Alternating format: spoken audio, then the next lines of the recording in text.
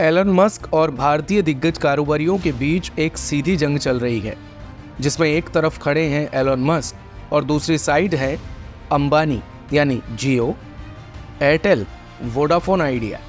ये सारी बहस भारत में स्पेक्ट्रम आवंटन को लेकर है। दरअसल एलन मस्क भारत में अपनी सैटेलाइट इंटरनेट सर्विस यानी स्टारलिंक को लॉन्च करना चाह रहे हैं। इसके लिए वो भारत में स्पेक्ट्रम लेना चाहते हैं ताकि लोगों को इंटरनेट उपलब्ध करवाया जा सके। वो चाहते हैं कि स्पेक्ट्रम उन्हें प्रशासनिक आवंटन के जरिए मिल जाए, जबकि भारतीय टेलीकॉम कंपनियां इसका विरोध कर रही हैं। कंपनियों का मानना है कि नीलामी के जरिए ही स्पेक्ट्रम का आवंटन किया जाना चाहिए, जिससे बाकी के टेलीकॉम ऑपरेटर्स को भी बराबर का मौका मिलेगा। जबकि मस्क का कहना है कि ग्लोबल ट्रेंड को फॉलो करते हुए प्रशासनिक आवंटन के जरिए ही स्पेक्ट्रम दिया जाना चाहिए। इस मामले में टेलीकॉम मंत्री ज्योतिरादित्य सिंधिया का कहना है कि टेलीकॉम एक्ट 2023 में ही पास हो चुका है। उसके शेड्यूल 1 के अनुसार सेटकॉम यानी सैटेलाइट कम्युनिकेशन स्पेक्ट्रम को प्रशासनिक तरीके से ही आवंटन किया जाना चाहिए।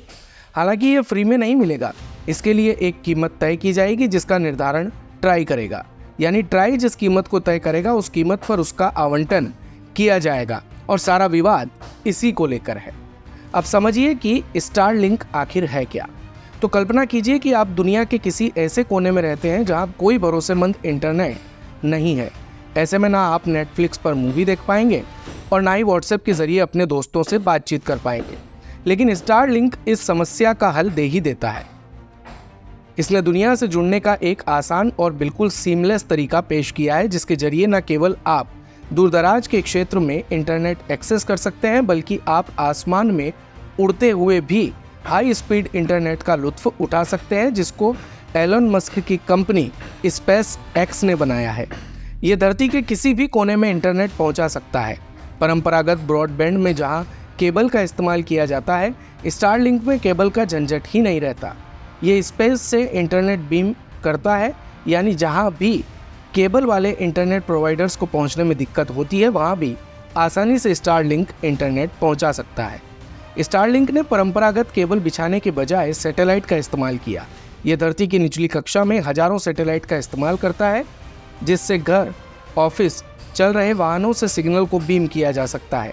परंपरागत सैटेलाइट से भी इंटरनेट की सेवा दी जा सकती है, लेकिन वे सभी पृथ्वी से काफ़ी दूर है, जिस वजह से इंटरनेट की स्पीड कम होती है और लेटेंसी ज़्यादा।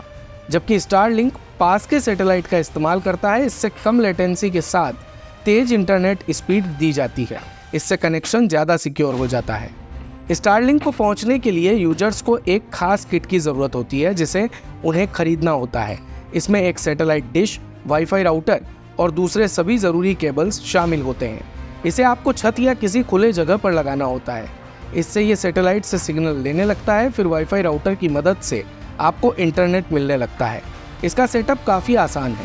इसके लिए कंपनी एक ऐप भी देती है, जिसका इस्तेमाल करके आप अपने डिश को लगाने की सबसे अच्छी जगह खोज सकते हैं। सबसे खास बात यह है कि इसे लगाने के लिए आपको किसी प्रोफेशनल की ज़रूरत नहीं होती। हालांकि इसके प्लान्स का खुलासा भारत में लॉन्च होने के बाद ही होगा, लेकिन कई देशों में इसके प्लान्स महंगे हैं।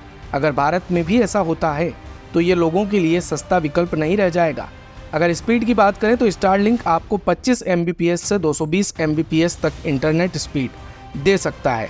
हालांकि स्पीड आपके प्लान और जगह पर ही निर्भर करेगी।